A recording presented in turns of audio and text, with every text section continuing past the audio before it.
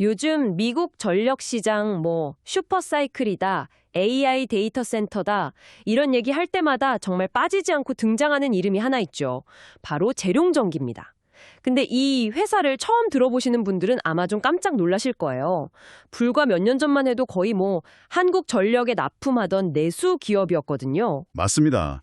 그랬던 회사가 지금은 매출의 90% 이상을 미국에서 벌어들이는 완전한 수출 기업으로 탈바꿈했죠. 체질이 완전히 바뀐 거네요. 네.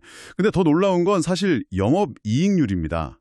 제조업, 특히 이런 장치 산업에서 40%에 육박하는 이익률을 낸다는 건 정말 이례적인 일이거든요. 그러니까요. 이건 거의 동네 맛집이 갑자기 미슐랭 3스타를 받고 해외 진출해서 대박을 터뜨린 약간 그런 느낌인데요. 오늘은 이 재룡전기가 대체 어떻게 이런 극적인 반전을 만들어냈는지, 그 성공 방정식의 비밀은 뭐고 또 앞으로의 기회와 리스크는 뭔지 하나하나 깊이 파헤쳐보겠습니다. 좋습니다. 그럼 우선 이 회사가 도대체 뭘 만드는 곳인지부터 시작해볼까요? 사실 우리가 길에서 아주 흔하게 보는 것과 관련이 있습니다. 아, 혹시 길 가다 보면 인도에 있는 그 녹색 철제 박스 말씀이신가요?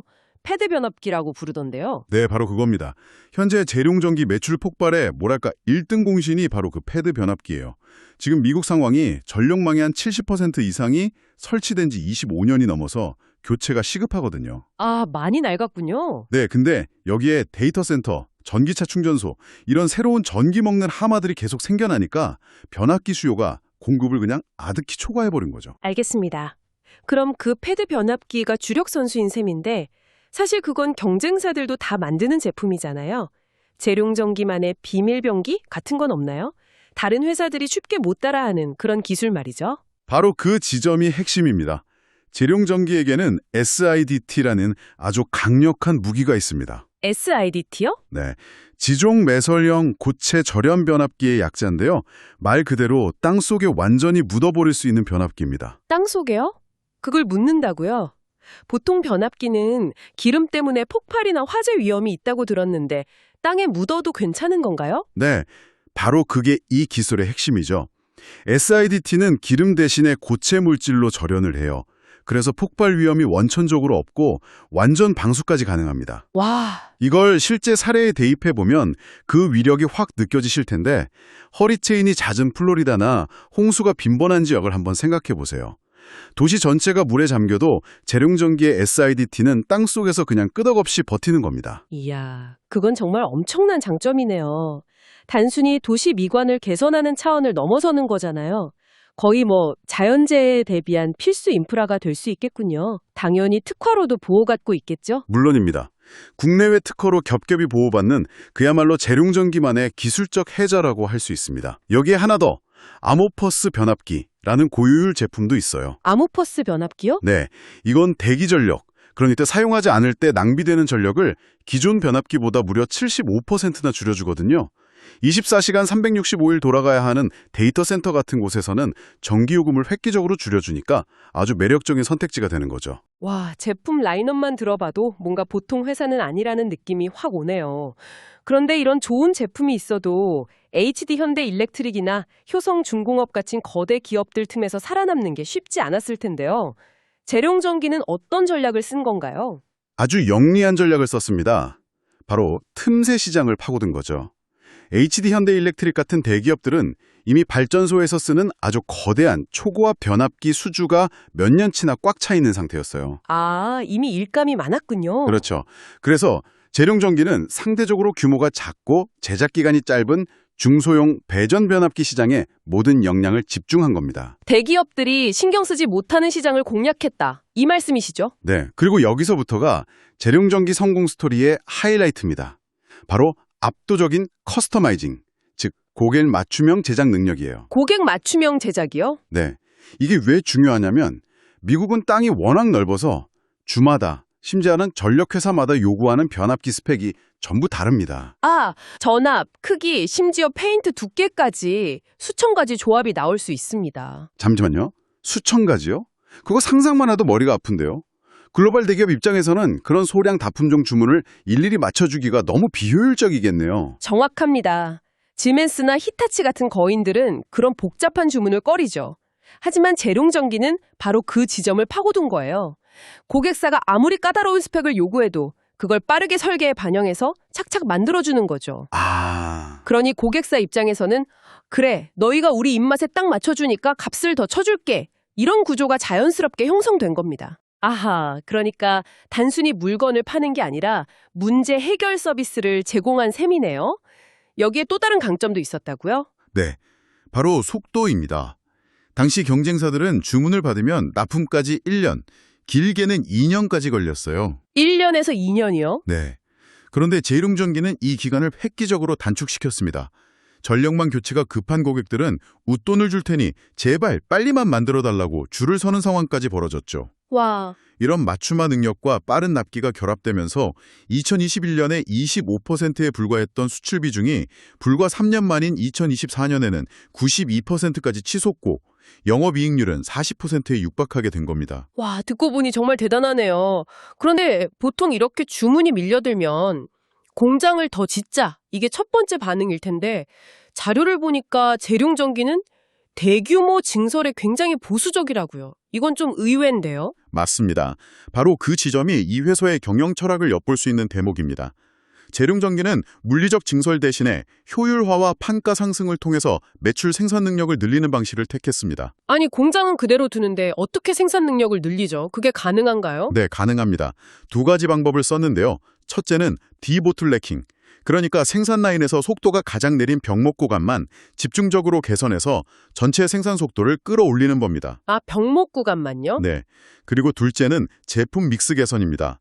수익성이 낮은 내수용 물량 생산을 줄이고 그 빈자리에 훨씬 비싸게 팔 수 있는 고마진 미국 수출 물량을 채워넣는 거죠. 아하, 그러니까 공장의 물리적인 크기는 그대로인데 거기서 나오는 제품들의 가격표가 두세 배로 뛰니까 매출액 기준으로 본 생산 능력은 연간 2,500억에서 3,000억 원 수준으로 점프하는 마법 같은 효과가 나타난 거군요. 아주 정확한 비유입니다. 전력기기 산업은 호황과 불황의 사이클이 매우 명확하거든요. 이들은 과거에 호황기라고 무리하게 공장을 늘렸다가 불황이 닥쳤을 때 엄청난 고정비 부담으로 무너졌던 기업들의 사례를 잘 알고 있는 거죠. 굉장히 실속 있고 영리한 전략입니다. 실속 있는 전략인 건 알겠는데 그래도 시장은 성장이라는 단어를 더 좋아하잖아요. 이런 보수적인 기조가 최근 실적에는 좀 어떻게 반영되고 있나요? 혹시 성장의 불씨가 꺼지고 있다는 신호는 아닐까요? 날카로운 질문이십니다. 실제로 2023년과 2024년의 그 폭발적인 성장세는 2025년 하반기에 들어서면서 다소 둔화되는 모습을 보여요.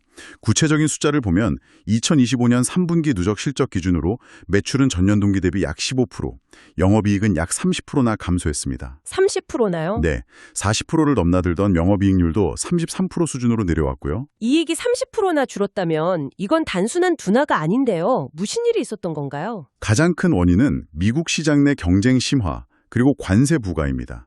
재룡전기의 성공을 보고 다른 경쟁사들도 이 배전 변압기 시장에 막 뛰어들기 시작했고 이러면서 판가 상승세가 좀 주춤해진 거죠. 아, 수주잔고 흐름을 보면 이 상황이 더 명확하게 드러납니다. 수주잔고라면 앞으로의 일감을 의미하니까 미래 실적의 바로미터라고 할 수 있겠네요. 그렇습니다. 2023년 3분기에 3,300억 원으로 정점을 찍었던 수주잔고가 현재는 1,400억 원대까지 감소했습니다. 와, 절반 이하로 줄었네요. 네. 물론 생산 속도가 빨라져서 잔고가 빨리 소진된 영향도 있지만 과거와 같은 대형 신규 수주가 줄어든 영향이 더 큽니다. 그래서 시장에서 실적 피크아웃, 즉 성장의 정점을 찍고 내려오는 것 아니냐는 우려가 나오는 이유가 바로 여기에 있는 거죠. 상황이 간단치 않군요. 그렇지만 이렇게 힘든 시기를 버텨낼 체력은 충분한가요? 재무 상태는 어떤지 궁금합니다. 재무적으로는 정말 철옹성 같습니다. 2025년 3분기 말 기준으로 부채 비율이 고작 14%에 불과하고요. 14%요? 네. 그리고 단기 금융 상품 같은 현금성 자산은 1,434억 원으로 오히려 크게 늘었습니다. 사실상 빚 없이 경영하는 셈이죠. 지난 몇 년간 벌어들인 돈을 허투루 쓰지 않고 내부에 차곡차곡 쌓아두었기 때문에 기초 체력은 그 어느 때보다 튼튼한 상태라고 볼 수 있습니다. 넘어가 보죠. 이 피크아웃 우려를 딛고 2차 상승을 보여줄 수 있을까요? 아니면 이대로 완만한 하락세로 접어들까요? 2026년은 재룡전기에게 굉장히 중요한 변곡점이 될 겁니다. 결론부터 말씀드리면 폭발적인 성장은 어렵겠지만 완만한 상승세는 유지할 것으로 보입니다. 그리고 그 중심에는 새로운 성장 동력, 바로 AI 데이터 센터가 있습니다. AI 데이터 센터요? 그게 변압기 회사랑 무슨 상관이 있죠? 엄청난 상관이 있습니다.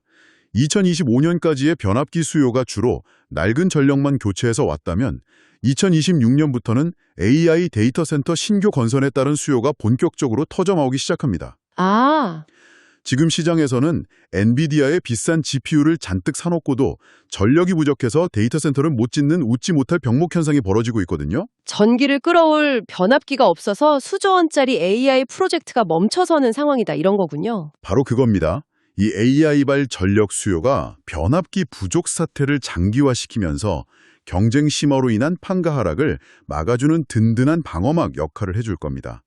그러니까 노후 교체 수요라는 1차 파도가 지나가니 AI라는 더 거대한 2차 파도가 밀려오는 형국이죠. 그렇군요. 그럼 이 회사를 시장의 다른 플레이어들, 예를 들어 HD 현대일렉트릭 같은 거인들 옆에 세워보면 어떤 그림이 그려지나요? 다윗과 골리앗 같은 건가요? 아니면 아예 다른 리그에서 뛰면 선수인가요? 아주 좋은 질문입니다.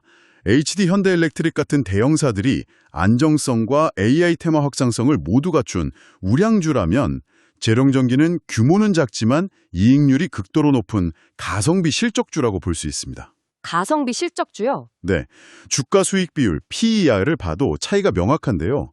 경쟁사들이 보통 15배에서 20배 수준의 평가를 받는데 반해 재룡전기는 10배 미만에서 거래되고 있습니다. 아니 이익률이 훨씬 높은데 왜 평가는 더 박한 거죠? 시장이 여전히 지금 버는 돈이 혹시 고점 아닐까 하는 그 의구심을 거두지 못하고 있기 때문입니다. 재룡전기의 비즈니스 모델이 가진 명확한 장점만큼이나 그 이면에 있는 리스크도 뚜렷하기 때문이죠. 그렇다면 저희 청취자분들이 재룡전기를 보실 때 반드시 살펴봐야 할 그 리스크 요인들은 무엇인지 딱 짚어주시죠. 핵심적인 리스크는 4가지입니다. 첫째, 매출의 90% 이상이 미국 한 곳에 쏠려 있어요. 그래서 환율이 급락하거나 미국의 보호무역주의가 강화돼서 관세 폭탄이라도 맞게 되면 실적에 직격탄을 맞을 수 있습니다. 아, 실제로 관세 부과로 이익이 줄어든 경험이 있었죠. 맞습니다. 100% 수출 기업이라 미국 정책 변화에 무방비로 노출될 수밖에 없는 구조죠. 둘째는 경쟁사들의 증설입니다. 재룡전기가 돈 버는 걸 보고 국내외 경쟁사들이 너도나도 증설에 나서고 있는데 그 물량들이 2026년부터 본격적으로 시장에 풀리기 시작합니다. 공급이 늘어나면 당연히 가격 하락 압력이 커지겠네요. 그렇죠. 수요는 AI 때문에 늘어나지만 공급도 같이 늘어나는 상황인 겁니다. 그렇군요. 그리고 셋째는 이 회사의 가장 큰 장점이자 단점인 외골수 구조입니다. 재룡전기는 오직 변압기, 그것도 주로 미국 시장에만 집중하잖아요. 이건 호황기에는 최고의 전략이지만 만약 변압기 사이클이 꺾이면 그 충격을 완화시켜줄 다른 사업 포트폴리오가 전혀 없다는 약점이 있습니다. 마지막은요? 마지막으로 원재료인 구리 가격 변동성도 마진에 직접적인 영향을 주는 변수고요. 종합해보면 재룡전기는 미국 전력망 슈퍼사이클이라는 거대한 파도를 가장 영리하고 효율적으로 서핑한 작지만 강한 기업이다. 이렇게 정리할 수 있겠네요. 최근 수주잔고 감소라는 성장통을 겪고 있지만 압도적인 재무 건전성과 독보적인 기술력을 바탕으로 AI라는 새로운 파도를 기다리고 있는 상황이고요. 네, 그렇게 볼 수 있습니다. 특히 최근에 기존 계약이었던 미국 PSE&G와의 공급 계약 금액을 532억 원으로 증액하는 데 성공했거든요. 이건 여전히 재룡전기의 가격 협상력이 살아있다는 것을 보여주는 아주 긍정적인 신호라고 할 수 있습니다. 그렇군요. 그럼 마지막으로 청취자분들이 이 기업을 계속 주목하면서 생각해 볼 만한 질문을 하나 던져주시죠. 네, 재룡전기의 미래는 결국 한 가지 질문으로 귀결될 것 같습니다. 과연 AI 데이터 센터라는 이 거대한 블랙홀이 빨아들이는 전력 수요가 경쟁 심화와 피크아웃이라는 시장의 우려를 모두 잠재우고 이 회사를 한 단계 더 도약시키는 발판이 되어줄 것인가? 이 질문에 대한 답을 찾아가는 과정에서 재룡전기의 진짜 가치를 발견하실 수 있을 겁니다.